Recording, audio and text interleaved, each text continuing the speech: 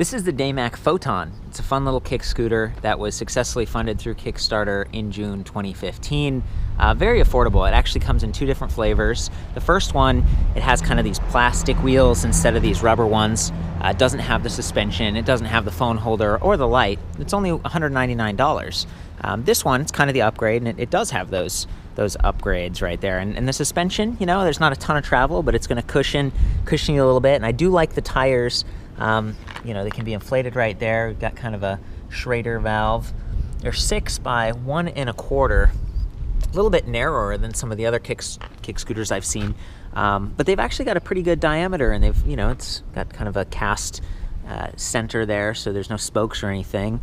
They look a little smaller because this deck is large. You've got that little solar panel on there, and it's really pretty cool. You can charge the whole thing up in about a day because the battery is relatively small. This one has the sealed lead acid battery. It's kind of in that blue part of the frame there, surrounded by metal. Pretty nice. 24 volts, 4.5 amp hours. You can upgrade this. They have one that's lithium ion battery. It's going to be a little bit lighter weight, and that one's 24 volts. It's like 7.5 amp hours. So you're going to get more range with this thing. You know, in my opinion, this was probably going to work best for someone who's a little bit lighter weight. I mean, I got on it and I was bending over a little bit like this, you know, to kind of reach down to it. It handled pretty well, but the top speed is definitely lower. You know, it's just over like 10 miles per hour or something. The motor, it's 100 watt. Let's see if I can kind of tip this over gently. One of the things I like is that these grips actually have metal caps on the end, so they're locked in, they're not going to twist. And if you tip the scooter, it's not going to get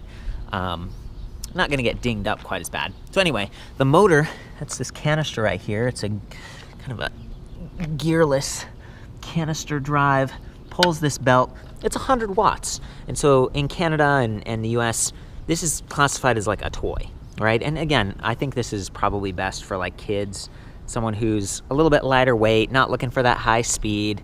You know, even if they are a little bit rough with it, you can tip it over. It's not going to be a huge deal. It's only got one brake, but that brake does have a motor, kind of a kill switch integrated, which is nice. It pulls on this kind of a drum brake. So there are these two metal pieces inside, and when you pull on the brake, there's that mechanical sort of wire there. When you pull on that, they spread and they create friction, and that's what stops you. It's not super instantaneous, but again, you're not going too fast. This thing isn't super heavy. Got this nice plastic shell, gives you plenty of room to step. That's where the battery is, inside this bay. So, you know, it kind of gets the job done. It's definitely interesting, something kind of unique in the world of kick scooters. And that price point is dead on, in my opinion. Blue or red, which is pretty cool. Got the wires sort of integrated into the kind of that steering tube. But it didn't seem like super adjustable or anything. Some of the other scooters, you know, they fold down and they do kind of a really compact kind of folding thing. And I've actually got Akili here who works at Daymak, and I was going to ask him to help us fold this down. Can you do that? And can you comment on the adjustability of like the height, or is this kind of like one size? It is kind of one size fits all. But this you open that up so here. There's a quick release.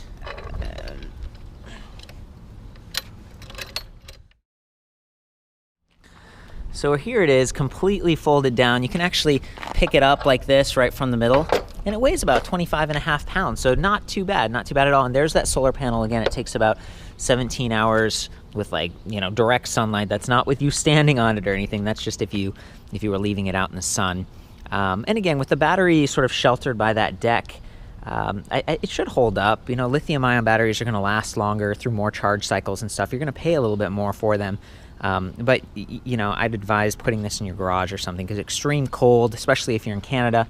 I'm here at the Daymak headquarters in Toronto. If it's snowing and icy out, you know, those extreme temperatures can be kind of hard on batteries, but the trickle charging kind of helps. So, yeah, Akili, if you want to maybe help me get this back into the sort of the unfolded position, that would be great.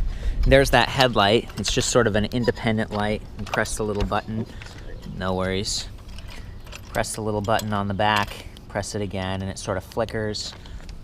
Kind of nice to have that. You know, it depends on how you're riding it. Take your time, dude. Yeah, you have to lift it up here. Can you try to move it up? And then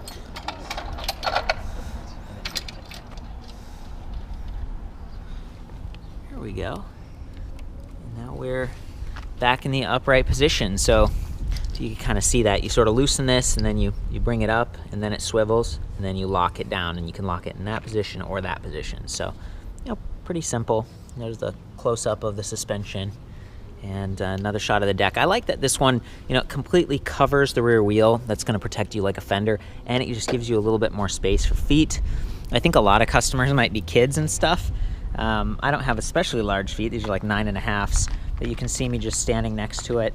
There is enough feet space. Here's the phone holder. It's just a simple kind of spring-loaded thing. There's the brake levers. Got the grip over here, the twist grip. Careful with this because it can kind of just take off on you, if you accidentally twist it. That scraping noise was just the kickstand down there, so nothing really out of the ordinary. And then this is like a really cool USB port. Sounds like all the models have this. You could use that to charge your phone if you were riding with it, or you can use it to sort of play music and do different things. So whether it's iOS or Android, if it's Android, you can plug directly in and it can kind of read from there. I think there's even like a memory card port back here, like a micro SD. Look at that. So you could play music right off of that or off of your phone. And then there's a Bluetooth app. So you could have your phone up here, you could be playing music and just jamming while you're going down the street with these two little speakers. Very cool. This is like the only thing I've seen quite like this to date. Achille, do you want to hit play on the video we had? This is me doing one of my reviews. I didn't want to use copyrighted music. That resemble this. There's one from Ejo. Look at that. A couple other makers. I love that the battery is just... That's awesome. Right into that. They're pretty loud. You could definitely hear that. Let's keep playing that while I'm riding. I'm going to try to juggle this. Oh, it's buffering? Yes. Here we go. I'm just going to take off. So you can charge it on or off the bike. This one has a 350-watt internally geared 8-fun motor. Oh, yeah. But you'll notice that it has magnesium wheels, so you're not going to have to worry about truing spokes or anything. And we might be out of range now for the Bluetooth. Just as with any kick scooter, there's a little bit of wobble at the front. This one doesn't go super fast. Okay, I'm going to do a ride test this time with Achille holding the camera. I did want to mention that the warranty on this is like a year for the frame and the motor, 6 months on the battery and the rest of the components. So not too bad for something it's pretty affordable this way. Here we go. Okay, just go ahead and face it towards me and I'll just ride all around. I'm gonna gun it. I'm gonna go top speed.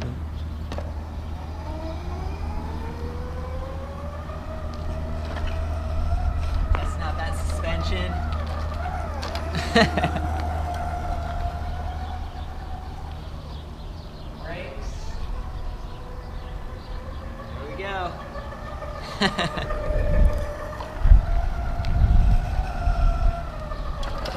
Whoa, a little bit of a manual there. That was sweet. Whoa, and that's the thing I was talking about, where you kind of get to the end. If you're not careful, you can accidentally, kind of get away from you. So be careful with that throttle. There is a power switch down here. Whoa, God, I did not mean to do that. There is a power switch down here on the other side of the battery pack, just like right here. So it seems like that's how you turn it off, right? Just kind of deactivate it down here with that switch. So yeah, very cool. Okay, this is top speed right now. Going down a little bit of a hill. Oh boy, getting some speed wobble at the front. Hitting some bumps. The suspension doesn't give you a ton of cushion, but it helps a little bit. There we go. Whoa. Yeah. I think that like 10 mile per hour-ish top speed is plenty on this, just because it is somewhat unstable. You've kind of got some shake going on. Most of the weight's in the deck, and it's a kick scooter. And again, I think this would be ideal for like kids or something, because transportation-wise, you just it's not going fast enough. It doesn't feel comfortable enough for me that way. But the price point, it's like a few hundred bucks for something like this. Kind of fun. I think that's like a pretty good overview. And again, the technology is cool. The phone mount swivels a little bit. The light, it's all sort of like tacked on a little bit. I think the platform itself is kind of basic, but when you add some of these extras and stuff, it becomes a little bit more fun. And as a kid, I could see myself really enjoying this, going around the block and having my own little vehicle. So anyway, for the full write-up on this and other light electric vehicles and kick scooters, I'll see you back at electricridereview.com. Of course, ride safe.